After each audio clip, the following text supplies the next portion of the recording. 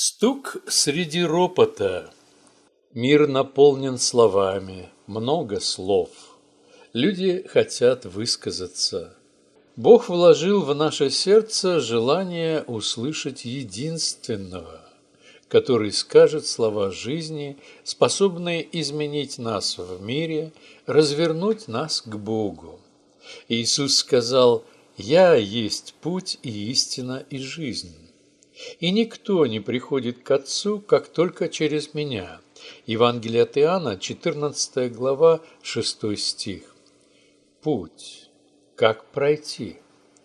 Евангелие Его любви, Его креста, Его воскресения, Его пребывания в нас, Его Слово.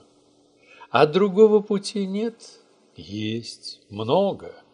Но Господь сказал: «Ваши пути не мои пути, и ваши мысли не мои мысли».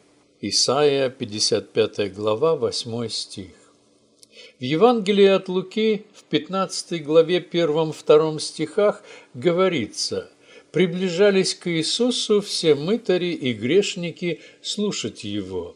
Фарисеи же и книжники роптали, говоря: Он принимает грешников и ест с ними». Одни желали услышать и принять дар спасения, другие противились плану Его первого пришествия – найти и спасти погибшее, и говорили, и говорили, и говорили.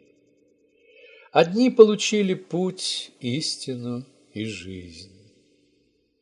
Господь продолжает говорить сегодня, и всякий, слушающий Его, не пожалеет, но исцелится от тьмы и страдания вечности. Я роптал в гуле ропота, но услышал Его стук в дверь моего сердца.